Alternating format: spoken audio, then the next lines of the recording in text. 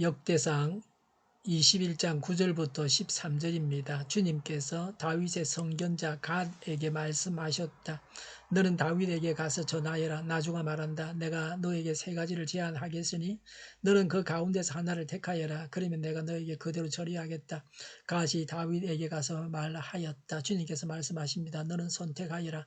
3년 동안 기근이 들게 할 것인지 원수의 칼을 피해서 석 달 동안 쫓겨 다닐 것인지 아니면 주님의 칼 곧 전염병이 사흘 동안 이 땅에 퍼지게 하여 주님의 천사가 이스라엘 온 지역을 멸하게 할 것인지를 선택하여라. 이제 임금님께서는 나를 임금님께 보내신 분에게 내가 무엇이라고 보고를 하면 좋을지 결정하여 주십시오. 그러자 다윗이 갓에게 대답하였다. 기록이 그지없습니다. 그래도 주님은 자비가 많은 분이시니 차라리 내가 그의 손에 벌을 받겠습니다.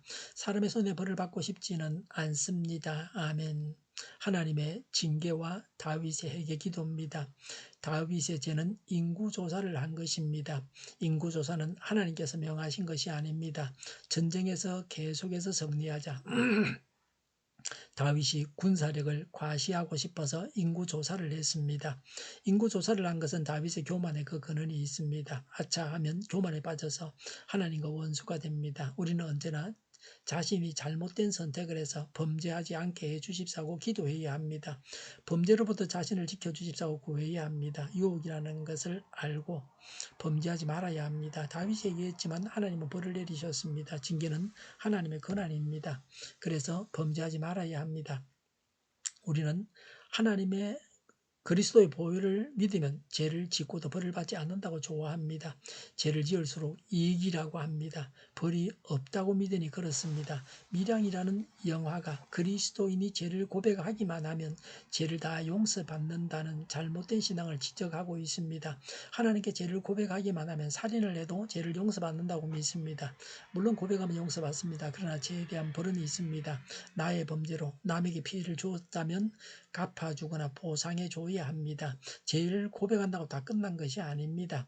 사람들 사이에 맺혀진 문제를 스스로 풀어야 합니다. 남의 원한을 묻어두고 하나님께서 다 용서하셨다고 모든 죄가 다 해결되었다고 해서는 안 됩니다. 사울이 기브온 사람들을 쳐 죽인 일을 두고서 기브온 사람들은 돈으로 배상이 안 되고 사울의 자손을 죽여달라고 요청했습니다. 이렇게 해서 기브온 사람들의 원한을 풀어주는 것이 하나님의 뜻이었습니다. 9절에 하나님은 선견자 갓을 통해서 다윗에게 말씀하셨습니다. 선견자는 선지자와 같은 말입니다. 하나님은 세우신 일꾼을 통해서 일하십니다. 질서의 하나님이십니다. 자신에게 맡겨진 일을 잘 감당해야 합니다. 10절에 셋 중에 하나를 택하라. 그러면 그대로 처리하겠다고 했습니다. 하나님은 전능하셔서 어떤 일도 하실 수 있으십니다. 하나님은 자신만만해 하십니다. 다윗을 혼내줄 만한 힘이 있으신 분이십니다. 하나님의 능력을 유감없이 보여주시고 있습니다. 벌을 받는 데에도 무슨 시험을 치는 것처럼 하십니다. 객관식 문제 셋 중에서 하나를 선택하는 것입니다. 하나님은 무거운 이야기를 재미있게 풀어가십니다. 벌을 내리는 중에도 선택하게 하셨습니다. 우리는 잘 선택하는 지혜가 있어야 합니다. 2절에 3년 기근, 그 다음에 석 달 동안 원수의 칼을 피해서 도망 다니는 것, 3일간 전염병입니다. 여러분 같으면 무엇을 선택하시겠습니까? 왜 그것을 선택하시겠습니까? 13절에 하나님은 자비가 많으시니 하나님의 손에 벌을 받겠다. 사람의 손에 벌을 받고 싶지는 않습니다. 라고 했습니다. 사람을 피해서 도망다니는 것보다는 하나님의 손에 벌을 받기를 원했습니다. 왜냐하면 하나님은 자비가 많으시기 때문입니다. 벌을 받으면서도 하나님의 자비를 기다렸습니다. 하나님의 사랑을 알고 그 하나님의 사랑 안에서 안식할 수 있습니다. 하나님의 사랑을 아는 만큼 하나님 안에서 안식할 수 있습니다. 다윗의 이런 마음은 좋아 보입니다. 그러나 어떤 경우에도 하나님은 자비를 베푸실 수 있습니다. 어떤 경우에도 하나님의 손으로 벌하시는 것입니다. 기근이냐 다른 사람이냐 미생물이냐 하는 차이뿐입니다. 다윗이 선택한 것은 짧은 시간에 강력한 심판을 선택한 것입니다. 오랫동안 시름시름 고통당하는 것보다 나은 선택으로 보입니다. 배가 고파서 굶어 죽는 것은 심각한 일입니다. 그래서 선택하지 않았습니다. 전쟁이 나서 적을 피해서 도망가는 것도 선택할 만한 일이 아닙니다. 나중에 전쟁에 이겨도 석 달 동안 나라가 쑥대밭이 되고 맙니다. 병으로 수많은 사람들이 죽는 것도 불행한 일입니다. 그러나 다른 것보다는 나아 보입니다. 우선 병균이 눈에 보이지 않으니 덜 위협적입니다. 벌을 받는 기간이 짧아서 주변 다른 나라들이 볼 때도 부끄러움을 덜 당하게 됩니다. 벌 받는 것을 오랫동안 보여주지 않아서 좋습니다. 이런 점에서 다윗이 잘 선택한 것 같습니다. 죄는 벌을 받게 합니다. 그래서 죄를 멀리해야 합니다. 죄를 지어서 좋은 것은 없습니다. 예수님께서 우리 죄 때문에 죽으신 것을 애통해 하면서 죄에서부터 떠나야 합니다.